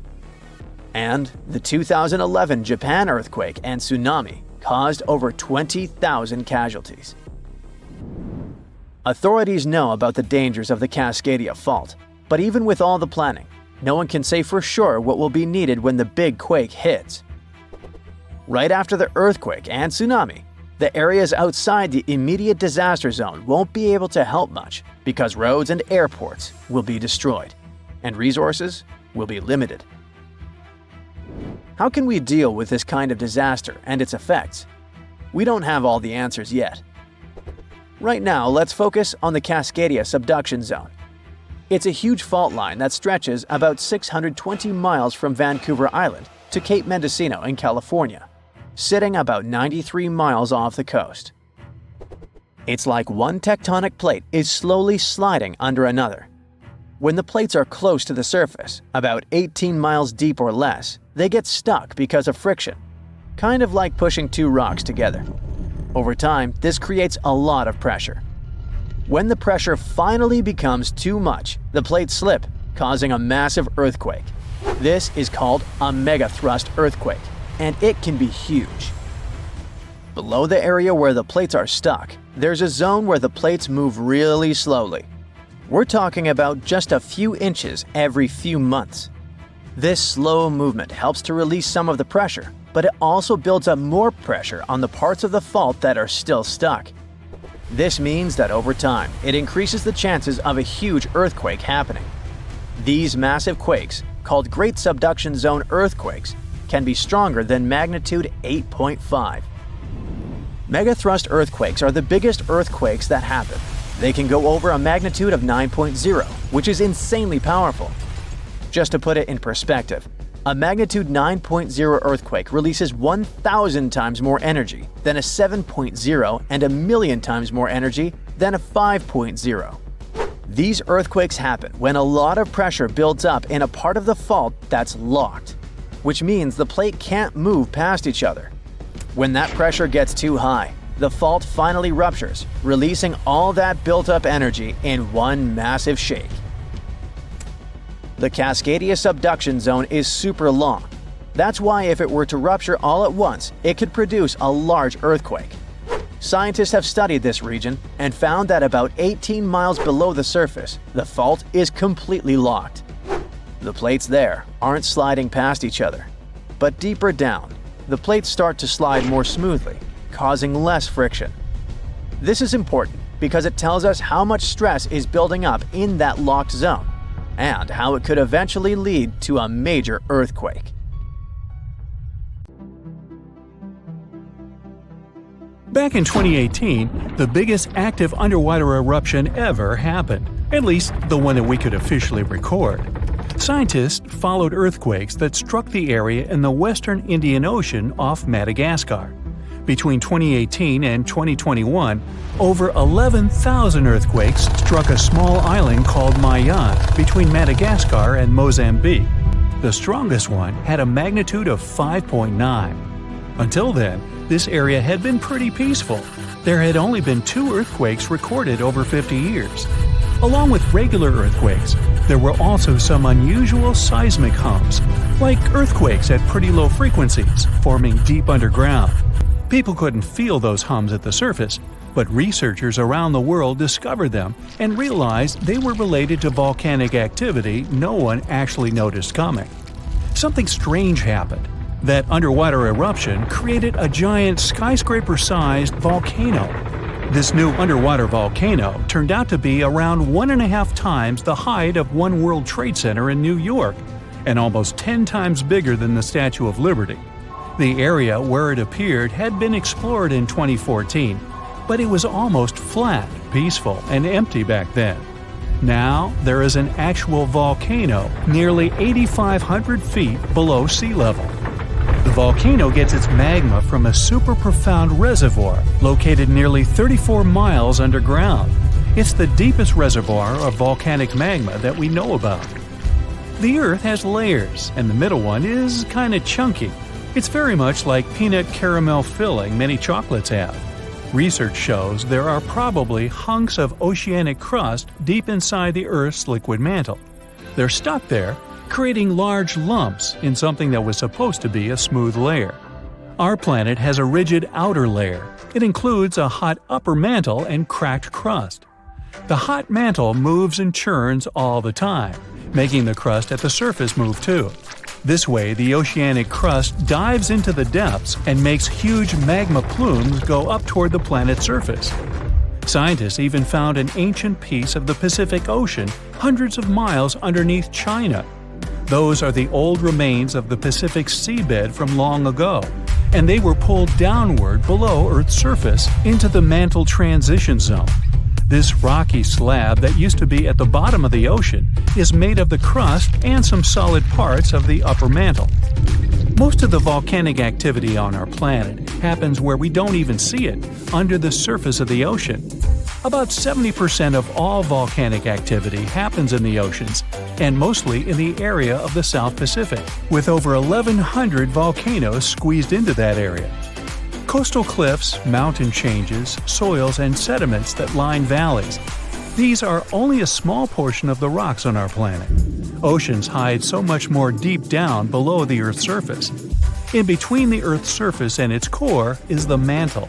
It's a warm, thick layer of rock that moves and flows constantly. Some hundreds of miles below, there's a place where diamonds grow. As they form, they go through high temperatures and pressure, after which they eventually freeze. That way, when they arrive at the surface, scientists can explore their structure, find out how they formed, and understand better what's going on in the depths of our planet. Thanks to diamonds, they realized the mantle was very wet, and it possibly contained much more water than all the oceans on Earth. Our planet is eating up its own oceans. As its tectonic plates move, dive, and go beneath one another, they drag huge amounts of water into the Earth's interior. The water beneath the surface of our planet can help with developing magma and lubricate faults, which actually makes earthquakes more likely to happen. Water is actually stored in the minerals. It gets incorporated into the planet's crust when new oceanic plates form. They go through the process of bending and cracking as they grind under other plates, and huge amounts of water then go deep into the crust and mantle. Scientists research an area that's 18 miles under the surface. They realize these zones pull 3 billion teragrams, which is more than 2 billion pounds. Any ocean is like a whole new world. There are incredible sceneries below the surface, magnificent waterfalls, lakes, and rivers. There are thick layers of salt beneath the seafloor, and rivers and lakes form because seawater goes through those layers and dissolves them, creating something that resembles pools. The dissolved salt makes the surrounding water denser. That water then settles there, which eventually forms underwater lakes or rivers. But there are also mountain chains, trenches, canyons. There's a canyon in the Bering Sea with more than 8,500 feet of vertical relief. This makes the Grand Canyon look way smaller than it is, since the underwater canyon is nearly 2,500 feet deeper. Deep parts of the ocean are really cold. The temperature of the water can be about 40 degrees, but at the bottom, water can get boiling hot. There are hydrothermal vents in the seafloor. Those are the hot springs located at the edges of tectonic plates. The water they release can reach a temperature of up to 750 degrees Fahrenheit, but the pressure at such depths is very intense. So intense, no human being can handle it. Still, it's the pressure that keeps the water from boiling. Ocean depth is on average 2.3 miles. Light waves can still enter at 3,280 feet, even though it's in a very small amount. So all the mysteries hidden below that point remain in total darkness. The actual illuminated part of the ocean goes until 600 feet. Even though the sun gives us light, Most of our planet is dark all the time. It's all because of the oceans, covering over 70% of our planet. The loudest sound that came from an ocean, and of the loudest sounds ever recorded, came from an ice quake. It was so loud, researchers picked it up by sensors more than 3,000 miles away. There was a seismic activity that made frozen ground break down. The Antarctic ice sheet is bigger than the continental part of the United States and Mexico together. A big iceberg from Antarctica holds over 20 billion gallons of water, which could make a 5-year water supply for 1 million people. Humans can generally drink sea ice, although we can't drink seawater. As time goes by and the ice ages, the brine trapped between ice crystals drains out. That way, ice becomes fresh enough to consume it. If all the ice sheets and glaciers we have on the Earth melted at the same time, the sea level would rise another 260 feet, which is just a little shorter than the Statue of Liberty, the height of a 26-story building. Clams live long enough to tell us more about oceans past. Ancient mollusks can live for more than 500 years. To learn more about a tree, you can use its rings to see how old it is. To learn how old a mollusk is, you can examine its rings within the shell and tell. This is also how scientists get information about the ocean, climate, and whatsoever. Clams can help take a look at what happened about 1,000 years ago. The Earth doesn't have 4 but 5 oceans now. The new one, called the Southern Ocean, was officially recognized only a few months ago. It borders the Atlantic, Pacific, and Indian Oceans, so scientists couldn't agree if it's really a new ocean or just part of the colder regions of these 3. We don't only divide oceans on maps. Each has different conditions for unique marine species. For example, the Southern Ocean has leopard seals, orcas, minke whales, emperor penguins, and other animals that live in cold, icy seas. It's also home to krill, small creatures that look like shrimp and are food for many bigger animals that live there. Life on our planet started about 3.5 billion years ago. I wasn't around then. It's still a mystery how and when exactly, but some theories say life could have first emerged in the depths of the ocean. A few years ago, scientists found microscopic tubes and filaments within rocks formed about 4 billion years ago. These rocks are fragments of ancient oceanic crust. Also, these tiny tubes and filaments are similar to microbes that can still be found on hydrothermal vents in deep parts of the ocean. The idea is these living cells found conditions to stay alive in tiny rocky pores inside the chimneys of those vents, and started the amazing adventure of the evolution of life on our planet. The largest volcanic region on Earth is not in Africa or Japan, but under the ice of Antarctica. Scientists found 138 volcanoes in its western part, and if they decide to go wild, you'll surely notice it. They could melt huge amounts of ice that will move into the ocean, raise its level, and make our planet uninhabitable for humans. But before you pack your things to fly away to another planet, hear me out. Only 2 of the Antarctic volcanoes are officially classified as active now. And it would take a whole series of eruptions, decade after decade, to seriously impact the whole world. Mount Erebus, one of the 2 Antarctic volcanoes currently in action, proudly bears the title of the world's southernmost active one. It has been continuously erupting since at least 1972. It emits plumes of gas and steam and sometimes even spews out rocks, and scientists call it Strombolian eruptions. One of the coolest features is a lava lake in one of its summit craters, with molten material on the surface. Such lakes are rather rare because they need certain conditions to make sure the surface never freezes over. The second active volcano is Deception Island, a horseshoe-shaped landmass. It is the caldera of an active volcano that last erupted over 50 years ago. Scientists who monitor it say it shouldn't go wild anytime soon. Antarctica also has plenty of fumaroles. Those are volcanic vents that release gases and vapors into the air. In the right conditions, they can spew out enough stuff to build fumarolic ice towers up to 10 feet tall. Scientists keep an eye on the Antarctic volcanoes with seismometers that detect when the Earth starts trembling from volcanic activity. Sometimes they also use more complicated tech, but it's all really challenging because of how far away this polar region is and how tricky it is to get there. That's why no one can predict when one of the continent's volcanoes that are now sleeping might erupt. We can guess what this waking up would look like if we analyze the events from nearly 20,000 years ago. So, shall we? One of Antarctica's sleeping volcanoes, Mount Takahe, had a series of eruptions and spewed out a good amount of halogens rich in ozone back then. Some scientists say these events warmed up the southern hemisphere. Glaciers started to melt and help finish the last ice age. For these events to repeat, we'd need a series of eruptions with substances rich in halogens from one or more volcanoes that are now above the ice. It's an unlikely scenario, but since it already happened in the past, it's not completely impossible. As for volcanoes hiding under a thick layer of ice, it looks like their gases would hardly make it to the atmosphere, but they would be strong enough to melt huge caverns in the base of the ice and produce a serious amount of meltwater.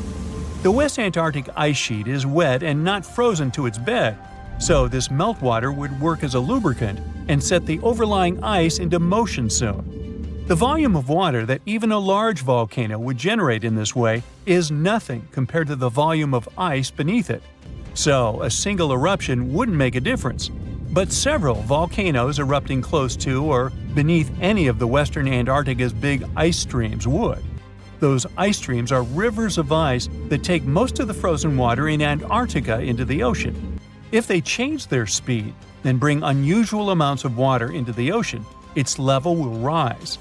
As the ice would get thinner and thinner, there would be more and more new eruptions. Scientists call it a runaway effect. Something like that happened in Iceland.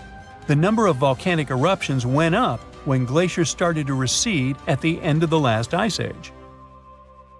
So, it looks like, for massive changes, several powerful volcanoes above the ice with gases full of halogens need to get active within a few decades of each other and stay strong over many tens to hundreds of years. Antarctica stores around 80% of all the fresh water in the world, and if they melted all of it, global sea levels would rise by almost 200 feet. And then we'd have to look for a new planet to live on. But this again is an unlikely scenario. It's more likely that the eruptions under the ice will lubricate ice streams and seep water into the ocean, but it wouldn't be the end of the world. A super strong, super angry supervolcano could do it though, and it has already happened in the past. Over 200 million years ago, the world went through a major makeover with not one, not two, but 4 massive volcanic eruptions in huge pulses. The supervolcano called Ham had been erupting over and over for 600,000 years. It all happened in Wrangell, a large chunk of land that used to be a supermassive volcano stretching across what's now British Columbia and Alaska. And it wasn't the lava or the volcanic ash that ruined the environment. The eruption made carbon levels skyrocket. The planet would never be the same again. This volcanic activity might have helped dinosaurs grow from cat-sized critters into giants we saw in Jurassic Park. It kicked off a 2 million-year rainy season. It made the whole world hot and humid, and the dinos just loved it. Researchers dug deep into sediment layers beneath an ancient lake in Asia to uncover these secrets. They found traces of volcanic ash and mercury, clear signs of those epic eruptions. There were carbon signatures showing huge spikes in carbon dioxide levels. It made the atmosphere toasty, and the rain poured down. So the bad news is, another eruption like this could happen.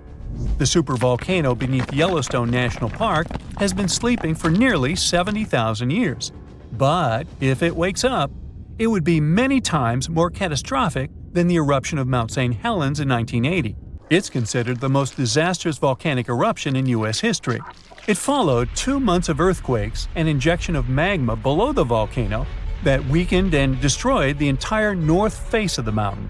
The eruption column went 80,000 feet into the atmosphere and spread ash over 11 U.S. states and several Canadian provinces. The last Yellowstone eruption was 1,000 times greater than that. The ground above Yellowstone sits on a hot spot made of molten and semi-molten rock called magma.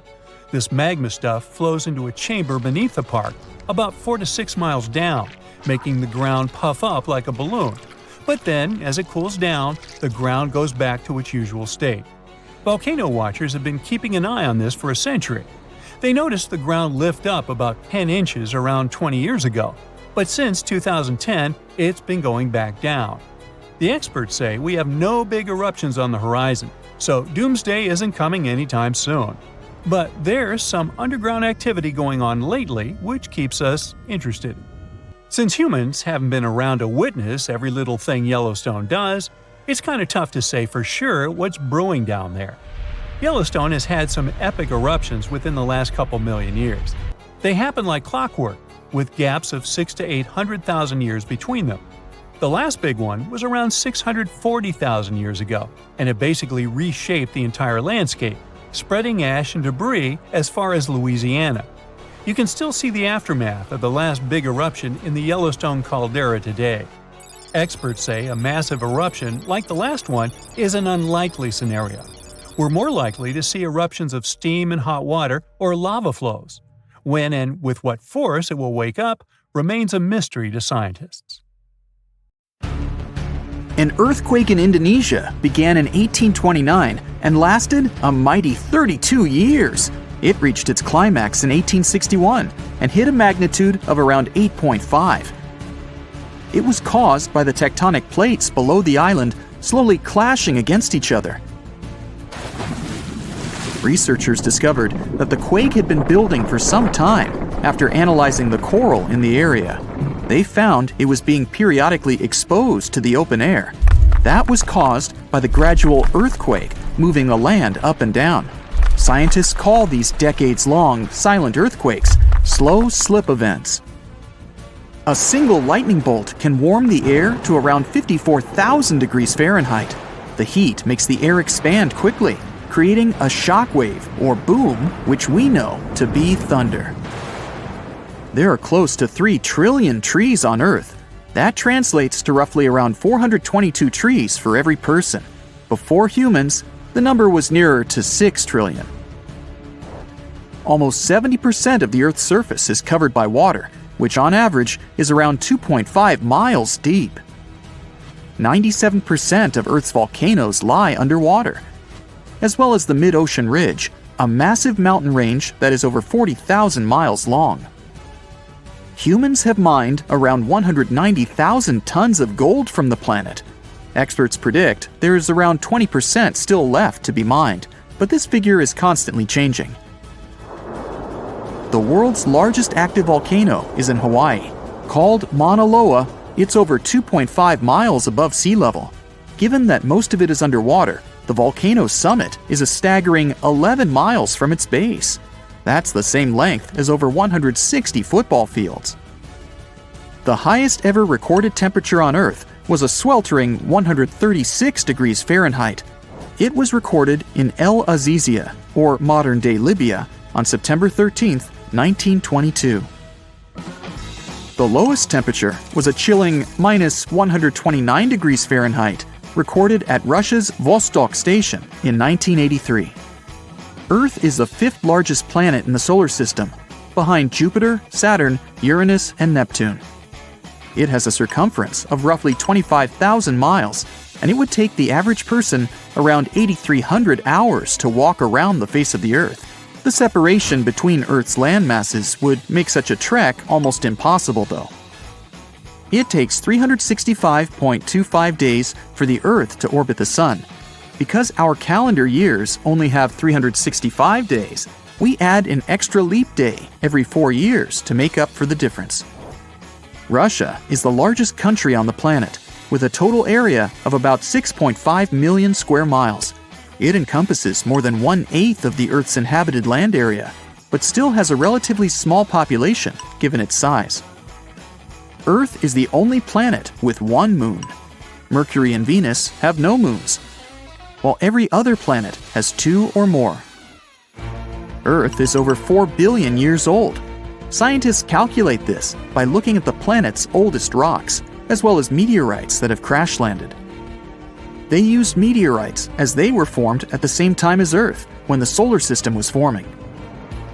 The ground we walk on is basically recycled.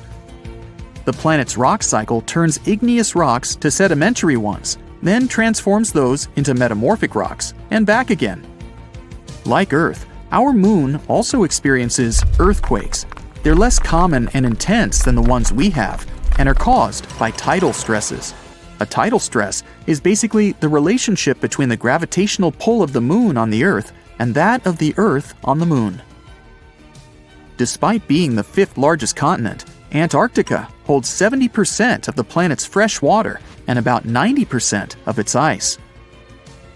Bangkok is the most visited city in the world, boasting 23 million visitors in 2019 alone. Paris, London, Dubai, and Singapore make up the other cities in the top 5. The lowest layer of Earth's atmosphere is called the troposphere and is the reason we have weather. Sunlight heats the planet's surface, which causes warm air to rise up to the troposphere. This air then expands and cools as the air pressure decreases and sinks down, where it is then warmed by the Earth again. Coral reefs are the largest living structures on the planet, with some even being visible from space. Coral reefs hold the most species per area of any of Earth's ecosystems, even more than rainforests. Earth got its name around 1,000 years ago, and it comes from the German word meaning the ground, but there's no evidence to show who actually named it. Of all the planets, Earth is also the only one which is not named after a Greek or Roman deity. The deepest point of the ocean is the Mariana Trench. It's a whopping 7 miles below sea level. Coastlines cover about 20% of U.S. land, but are home to more than 50% of the U.S. population. The Earth isn't actually a sphere. It's more like a squished ball that bulges at the equator. The bulge is caused by the force of the Earth spinning, which makes the north and south poles slightly flat. The Earth spins on its axis, which is basically an imaginary straight line. Earth has seasons because the axis is tilted, causing the sun's rays to hit different parts of the planet more directly, depending on the time of year. If the sun was as tall as a standard door, the Earth would be around the size of a nickel. The Earth's rate of rotation is gradually decreasing. It's happening so slowly that it would take as much as 140 million years for the length of a day to increase to 25 hours. Get equipped for any season with brand new Brightside merch. Click the link and grab your print. The biggest animal on Earth is the Antarctic blue whale. It can reach lengths of 100 feet and weigh up to 400,000 pounds, which is around the same as 33 elephants. The temperature at the center of the Earth is around the same as the surface of the Sun, at almost 10,000 degrees Fahrenheit. Earth is around 10,000 times older than humans. Earth is around 4.5 billion years old, whereas humans have been around for, at most, 450,000 years. There are around 34,000 known species of fish. The actual number is way higher though, as a whopping 95% of our oceans still haven't been explored. America's Route 66 is longer than the journey to the Earth's core. The distance to the core is roughly 2,000 miles. Route 66 is almost 2,500 miles. The Earth is made up of 3 main components: the crust, the mantle, and the core, which is divided into the outer core and the inner core. Scientists have estimated that there are around 8.7 million species on the planet. Out of this, between 1 to 2 million of these species are animals. But roughly 86% of land species and 91% of fish have yet to be discovered by humans. Ancient astronomers used to think that the Earth was the center of the universe. For 2,000 years, they believed the Earth to be static, while other bodies traveled in orbit around us. In 1543, Copernicus published his sun-centered model of the solar system. Earth is the densest planet in the solar system. The density varies across its different crusts, but the planet's average density is just over 3 ounces per cubic inch. Mount Everest is the highest point on the planet. Its peak is the highest altitude above sea level at around 5.5 miles. Each year, 1 septillion crystals of snow fall on Earth. That's a trillion snowflakes. Snow covers about 31% of Earth's land area each year. Of Earth's water, only around 3% is fresh water. The other 97% is salted. Of that 3%, about 2% is frozen in ice and glaciers. So, less than 1% of the planet's fresh water is actually in lakes, rivers, and underground. The world's largest inland body of water, or lake to us normal people, is the Caspian Sea. It has an area of 140,000 miles squared. The world's deepest lake is Lake Baikal in Russia and is 5,300 feet deep. Earth's atmosphere is roughly 78% nitrogen and 21% oxygen, with small amounts of water vapor, carbon dioxide, and other gases. No other planet is believed to have this much oxygen, which explains why Earth is the only planet where life has been discovered so far. Apart from the Moon, there are 2 asteroids in co-orbital orbits with Earth, sometimes called Earth's second moon. 3753 Cruithne is an asteroid that looks like it's following the Earth in orbit, but it's actually following its own path around the Sun. 2002 AA29 is another asteroid which makes a horseshoe orbit around the Earth that draws it close to the planet every 95 years. Not an earthquake, but a mega-earthquake could happen in Japan. It's scarier, bigger, and more destructive than ordinary tremors. However, the problem is that it will occur underwater, which means it will trigger a giant tsunami 100 feet high. A column of water nearly as high as a 10-story building will collapse on coastal cities, wiping out hundreds of houses. The water flow can destroy everything in its path like a bowling ball that knocks down pins. And then another wave may come, and another one. Anyone who is at risk should be on their guard. How to survive? You'll find out later in this video. But first, let's find out what a mega-earthquake is. This is an earthquake with a magnitude 9 or more. This is a very rare phenomenon, and it depends not on the power of the shock, but on the length of the fault where it occurs. The longer the fault, the stronger the earthquake. But what are these faults? These are cracks in the rocks of the Earth's crust that move relative to each other. Imagine a large puzzle where every detail is a giant tectonic plate. When one part of the puzzle moves away from another, or when they collide, that's when earthquakes begin. If the fault between the parts is long, then the magnitude of the earthquake is great. The largest mega-earthquake ever recorded occurred on May 22, 1960, in Chile. The fault was almost 1,000 miles long. It's almost half the way between Chicago and Los Angeles. And now, a similar mega-earthquake can happen, underwater. That's how it all started. Last year, on August 8th, at 4:42 p.m., an earthquake with a magnitude of 7.1 occurred in southern Japan. The tremors appeared off the coast of the mainland island of Kyushu. Everyone was terrified as they expected a large tsunami to appear. But fortunately, they faced only a small wave.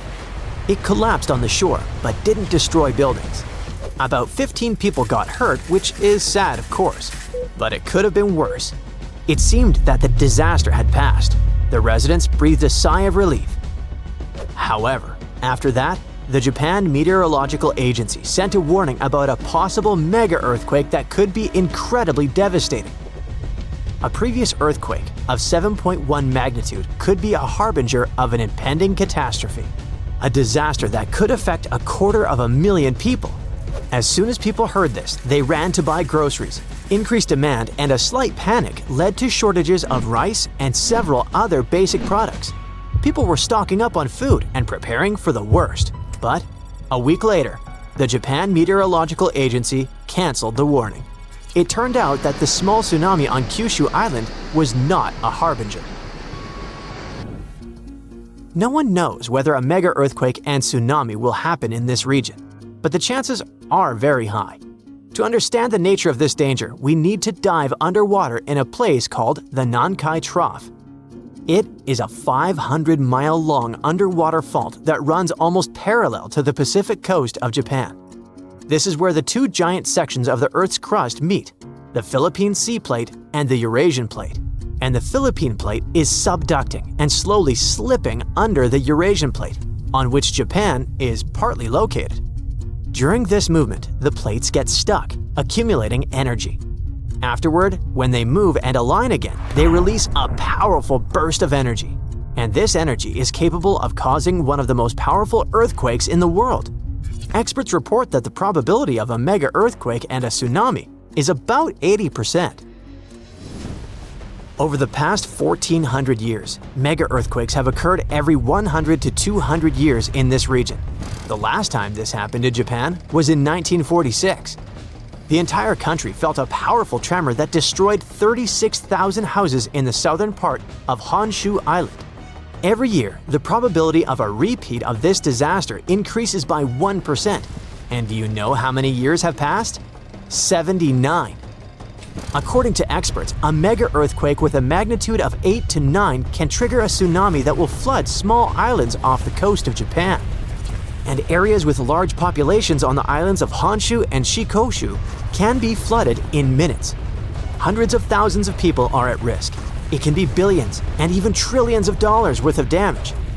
According to some reports, about 530,000 people may lose their homes. To save lives, the country needs to carry out a large-scale evacuation, but the problem is that no one knows the exact date. In general, no one in the world can predict in advance when the next big earthquake will occur. In the case of the Nankai Trough, it can happen in a few days, or a few years, or even centuries. So, what should people do? Prepare. Japan has been experiencing earthquakes for a long time, so the country has learned to survive a disaster with minimal losses. Almost every building in Japan is equipped with dampers, which are devices that suppress any vibrations and make houses more resistant to shaking. In addition, on the shores of Japan, residents have built long and high shields that don't allow powerful waves to break through to land. Japan also has an advanced earthquake warning system. It's impossible to predict powerful seismic activity in a few days or weeks, but it's possible to detect small tremors that may portend an impending earthquake. Special devices monitor seismic signals and transmit the data to certain programs.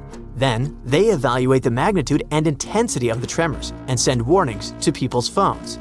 This can save seconds and even minutes for locals to reach the nearest shelter in time. These systems are also used to slow down the speed of trains, to stop work at factories, hospitals, and office buildings. It's much safer for a train driver to slow down during an earthquake than to rush forward at full speed. But what if you're on the street and you can't hear your phone messages? How to act in case of disaster? This applies not only to Japan, but also to any place where a tsunami or earthquake may occur. To survive a tsunami, you need to prepare for it long before a big wave hits. It's very important to have good relations with neighbors. Be friendly with them, help them, and treat them well. In times of trouble or disaster, it's great to have people with whom you have a good relationship. They can help you get out of a difficult situation, and you can also help them. Be kind and compassionate to people. This way, it's much easier to survive any disaster. Prepare a backpack with necessities in advance. These are a first aid kit, canned food, flashlights, a battery-powered radio, and bottled water. All this will not only save your life, but will also help other people in trouble. So if you feel an earthquake start, immediately run for cover. If you're at home, try to stand against a wall closest to the center of the building, or crawl under heavy furniture that stands firmly on the floor, such as a desk or a regular table. Stay away from windows and front doors, and never use an elevator. If you're on the street, don't come close to power lines and any objects that may fall. During a tsunami, you may need to get as high as possible to avoid getting swallowed by water. Stay as far away from the shore as you can, and don't go down until you're sure it's safe. But how can you find out about an approaching wave if you haven't received the warning? When a tsunami approaches the shore, you will hear a roar similar to the rumble of a passing train or plane. If there's no elevation nearby, then try to get to the upper floors. It must be at least the third floor, but it has to be a building that can resist a tsunami, such as a massive house made of concrete. If there are no such high buildings nearby, try to climb a massive tree. When the disaster is over, look around and find those you can help. Listen to messages from rescuers via radio or TV. If all is well, then you can deal with the consequences. Yes, there's a lot of work ahead, but you've survived and helped others survive. And that's the most important thing. It's the 15th of January, 2022, 4:47 p.m. local time. It will start any moment. Here, do you feel these jolts? The South Pacific is about to experience one of the most powerful volcanic eruptions ever recorded by modern instruments. The eruption begins at Hunga Tonga Hunga Ha'api, an underwater volcano in the Tongan archipelago. The eruption itself is enormous. Its volcanic explosivity index is at least VEI 5, with the maximum being 8. It's as powerful as such historic catastrophes as Mount St. Helens in 1980 and Mount Vesuvius in 79 CE. The eruption releases a staggering 2.4 cubic miles of volcanic material and sends over 150 million tons of water vapor into the stratosphere. This amount of water vapor would have been enough to fill 58,000 Olympic swimming pools. Additionally, the eruption generates the fastest underwater currents ever recorded and triggers large tsunamis that struck areas as far as Peru, more than 6,200 miles away from the volcano. And it takes at least 4 lives, with even more missing. But the craziest thing is that just before the eruption, 15 minutes ahead of time, there was a kind of warning. But as it often happens, people simply missed them. 2 seismic stations, about 466 miles away from the volcano, which is pretty far for this kind of thing, picked it up. They figured out it was a Rayleigh wave, which is a type of seismic wave that moves along Earth's surface. This wave was caused by a fracture in the ocean floor, where magma and seawater started to interact under a lot of pressure. That's likely what triggered the eruption. The crazy thing is that normally, volcanic seismic signals are pretty small and can only be detected close to the volcano. But this Rayleigh wave traveled way farther than usual and was much stronger. It means there had to be a massive amount of movement going on beneath the surface before the eruption. While people on the ground didn't feel it, those distant sensors picked it up. And this discovery is great for identifying volcanic threats earlier in the future and for improving early warning systems. If scientists can detect these seismic precursors, they could give a heads up before an eruption happens. That would give people time to evacuate and reduce the chances of injuries or property damage, especially for underwater volcanoes like this one, which can also trigger fatal tsunamis. Now, the eruption was big, but its impact was mostly contained. However, this discovery underlines how important seismic data is for predicting and preparing for these disasters. Even though this precursor wasn't used to issue a warning during this eruption, the idea that we could use this kind of information in real time during future eruptions is really promising, especially for underwater eruptions, which apparently might give us more warning time than we thought. Even though we wouldn't have been able to hear that precursor warning signal, there is a sound so loud it could actually finish you. And while such sounds are incredibly rare, the loudest noise ever recorded was indeed fatal to those who were close enough. On 27 August 1883, the eruption of the Krakatoa volcano in Indonesia created the loudest noise ever measured. It's thought to have been an astonishing 310 decibels at the source. To put this in perspective, a hand drill produces the sound of 98 decibels. The noise produced by a jet engine measures 140 decibels. And the sound of 180 decibels is capable of destroying your hearing tissue. So, the sound Krakatoa produced reached more than 170 decibels at a distance of 100 miles. And sailors aboard a ship just 40 miles from the eruption had their eardrums burst from the sound. The explosion's reverberation was so powerful that it was heard 3,000 miles away. In fact, at a farm in Alice Springs, Australia, over 2,200 miles away, sheep farmers reported hearing what they thought were gunshots. The sound from Krakatoa traveled around the world multiple times. Although no one heard the explosion beyond 3,000 miles, spikes of atmospheric pressure were recorded in places as far away as Canada and England. Those must have been the sound waves produced by the eruption traveling around the globe. Sound above 150 decibels can potentially cause life-threatening harm. In particular, sounds between 170 and 200 decibels can result in lethal conditions, including burst lungs. Anything over 240 decibels could cause fatal injuries, and you don't even want to know what those are. I'll just say that those sometimes happen to cartoon characters, but rarely to people. The scientific explanation behind this is that sound is essentially a wave of pressure, which can travel through both solids and liquids. And, in the case of an incredibly loud sound, pass right through the human body. If the pressure from such a sound is high enough, it can rupture eardrums and internal organs, causing significant and often fatal damage. Now, you probably know how volcanoes sometimes have small earthquakes before they erupt.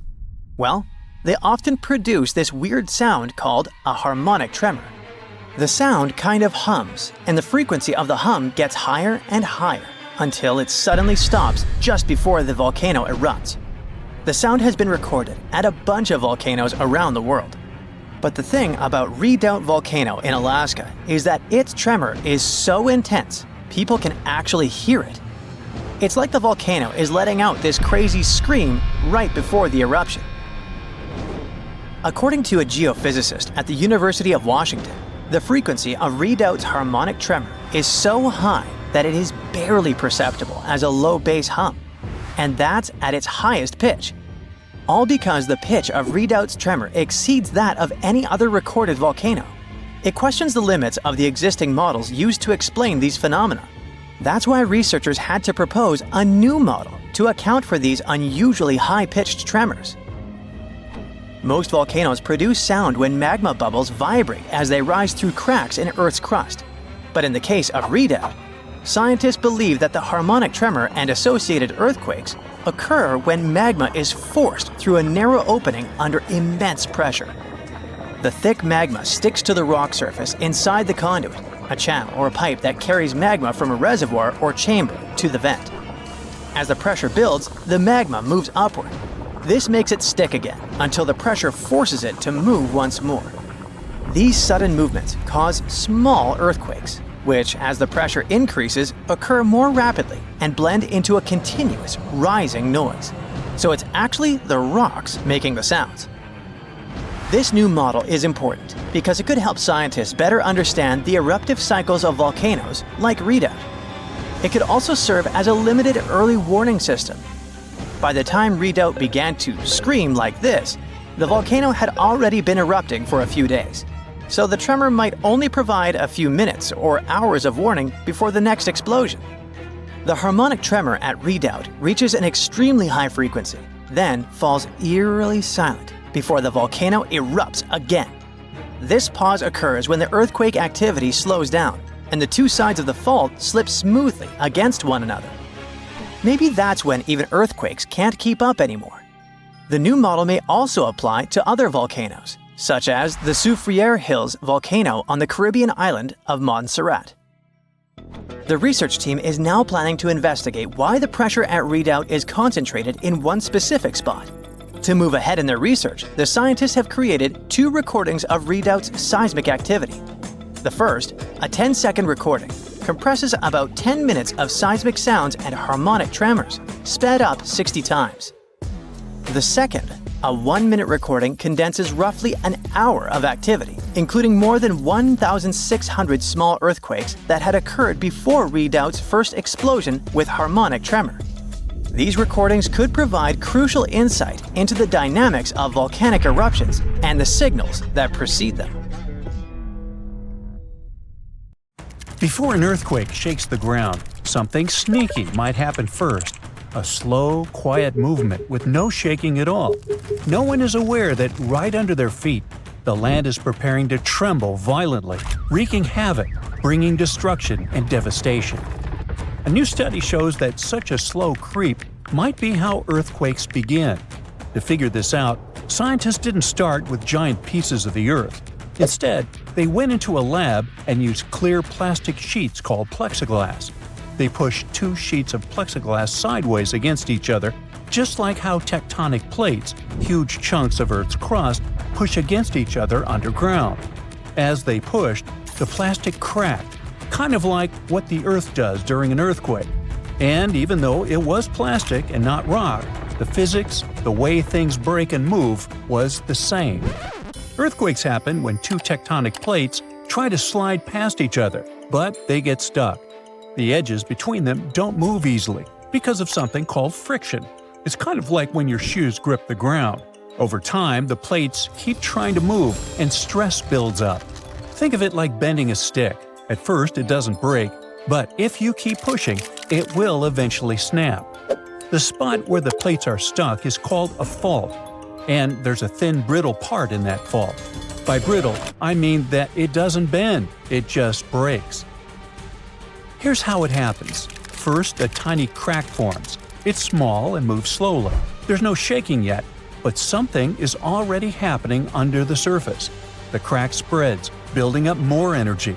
When it finally reaches the edge of the brittle zone, boom! It speeds up, suddenly racing forward really fast, almost as fast as sound, and that's when the Earth starts to shake. So scientists decided to find out how that very first crack starts. They conducted their experiment, whose setup was similar to a type of fault in the real world called a strike-slip fault, like the San Andreas Fault in California. Even though the materials, plastic versus rock, are different, the way cracks form and move is exactly the same. The experiment has helped scientists understand that earthquakes don't always start suddenly. Sometimes there's a slow, quiet start, like a warning sign before the big quake. This early stage of an earthquake is called a nucleation front. It's like a seed of a crack, gently creeping through the material long before any actual rupture happens. This quiet and slow movement doesn't release energy into the surroundings. At first, scientists thought of cracks as simple one-dimensional lines, like a straight tear in paper. But something didn't add up.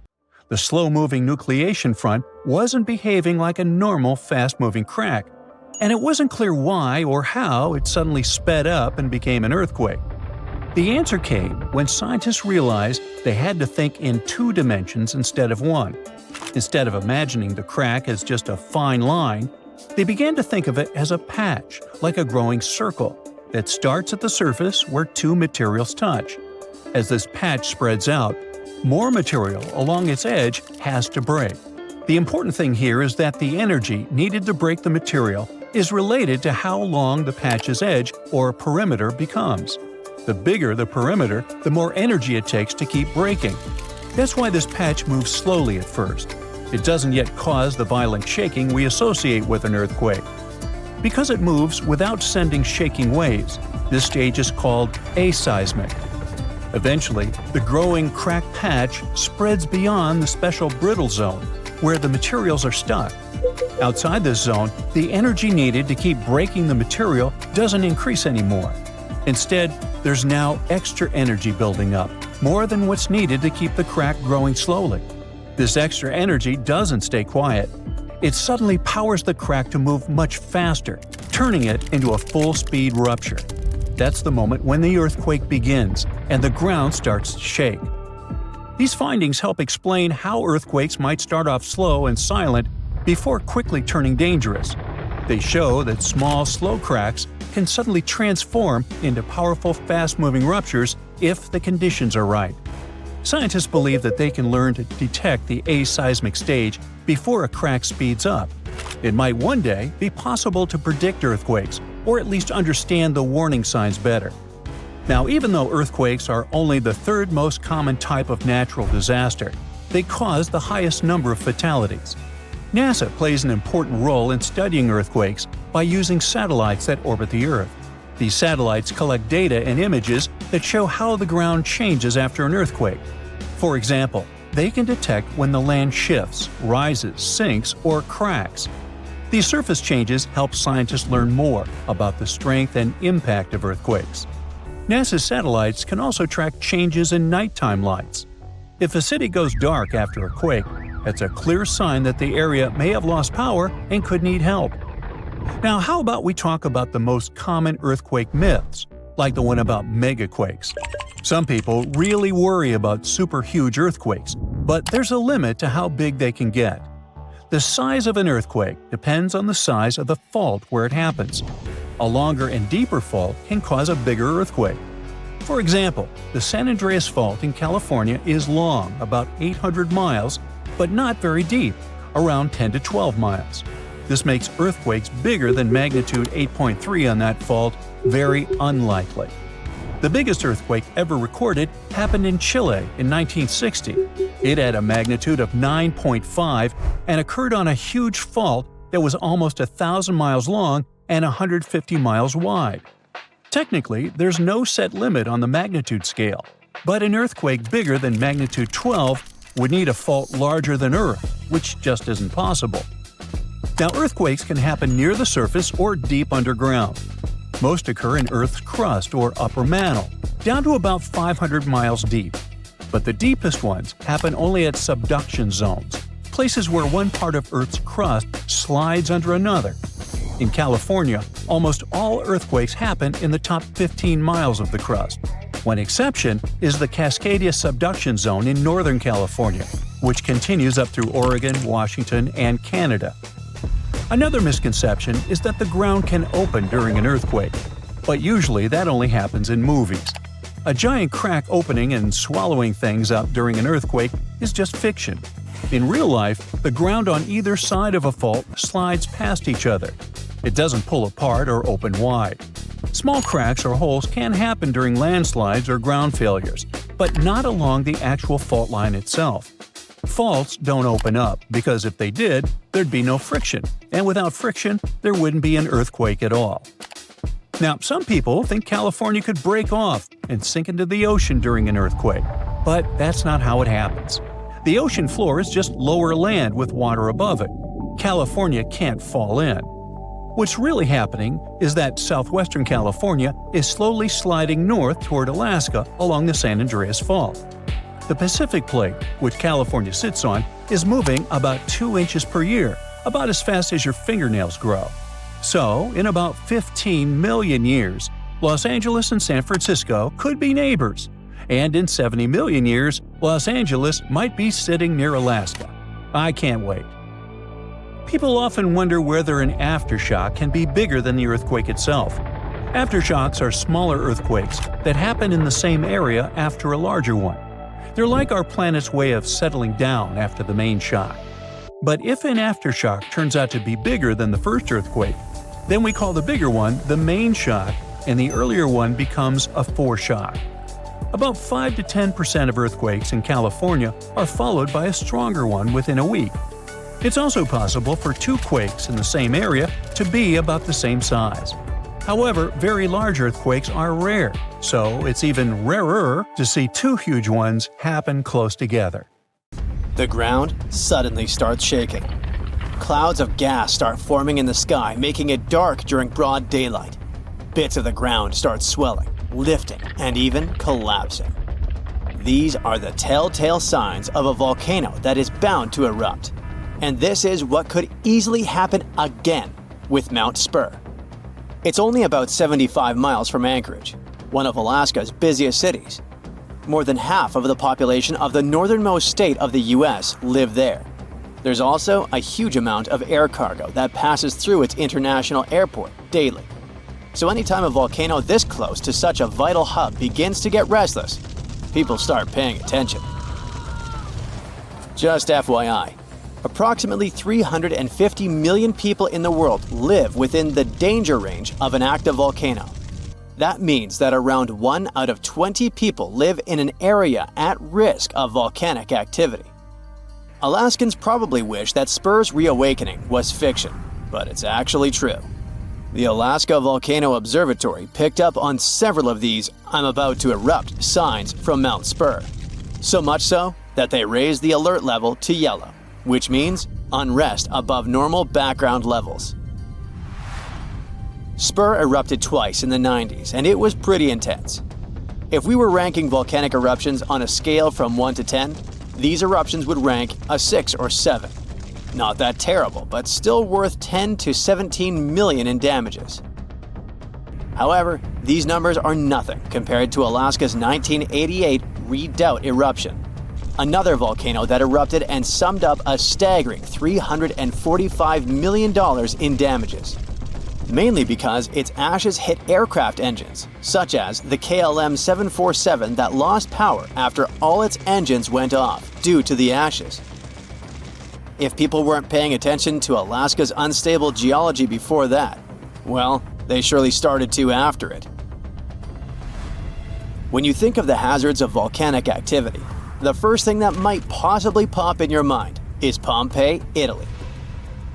Of course, that's the worst-case scenario, a city being engulfed by lava. Spur may seem innocent compared to Vesuvio, but it still took its toll. The last time it erupted in the 90s, and it threw volcanic aerosols over 60,000 feet into the atmosphere. Let's get our science straight here. Think of volcanic aerosols like liquid particles that are released into the atmosphere during an eruption.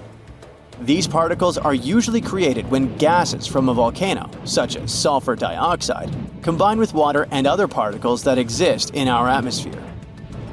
These aerosols can actually cool the Earth's surface since they reflect sunlight directly back into space.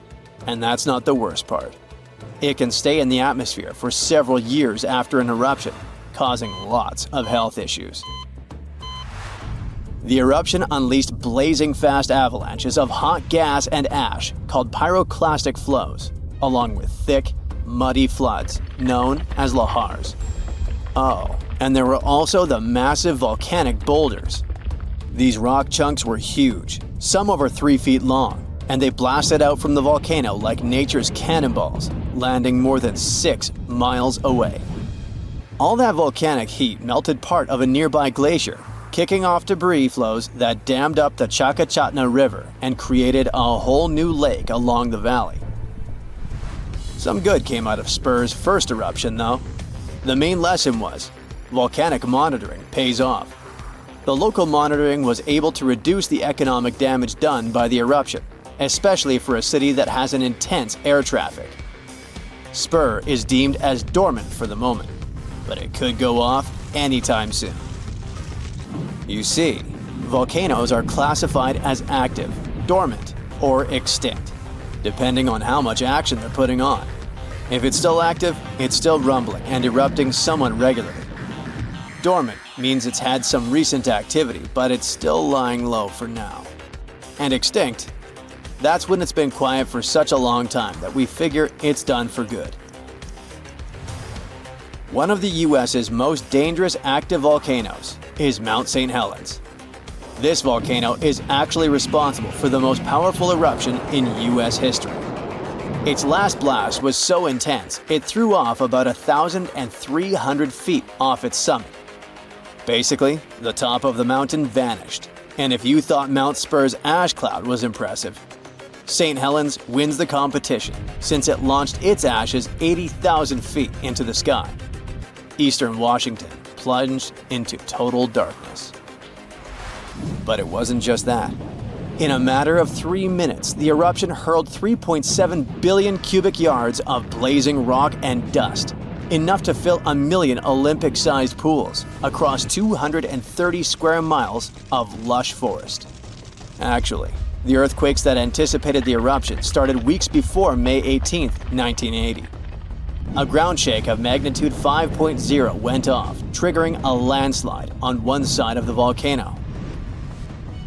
By the end of the official eruption date, 57 people had lost their lives. Nearly 7,000 big-game animals like deer and elk were wiped out, and millions of birds laid scattered on the burnt earth. Researchers don't think St. Helens will blow at the same magnitude again anytime soon, but they're keeping an eye on it, because this volcano is not exactly finished. By the way, the word volcano comes from the Roman name Vulcan, which was the Roman deity of fire. and they often happen at the meeting point of tectonic plates, which are the pieces of the Earth's surface that fit together like a jigsaw puzzle. The so-called Ring of Fire, located in the Pacific Ocean, is the world's danger zone when it comes to volcanoes. It contains between 750 and 915 active volcanoes. The largest volcano located in the Ring of Fire, also the largest active volcano in the world, is the Mauna Loa. It's over 13,000 feet high, and it's located in Hawaii. Researchers say that Mauna Loa has been erupting for at least 700,000 years.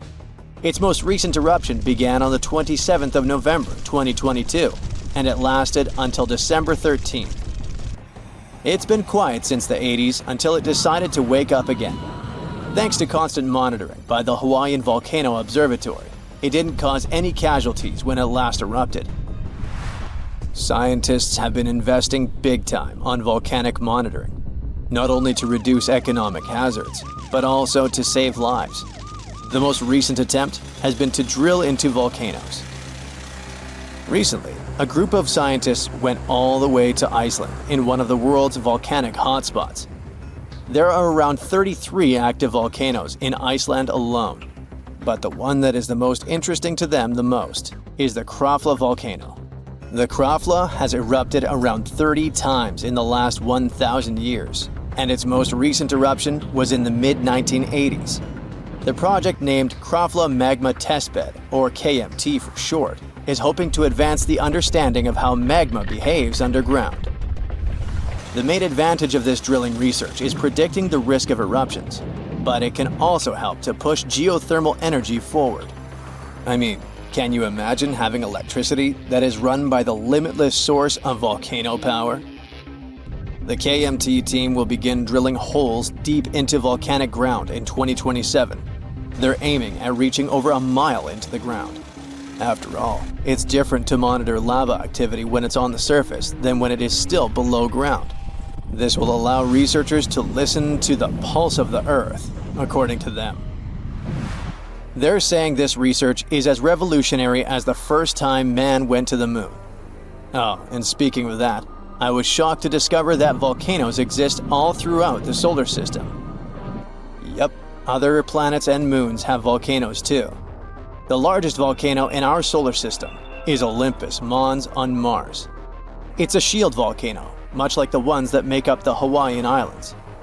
It's about 370 miles wide. If we transported it all the way back to Earth, it would almost occupy all of Poland. Yikes.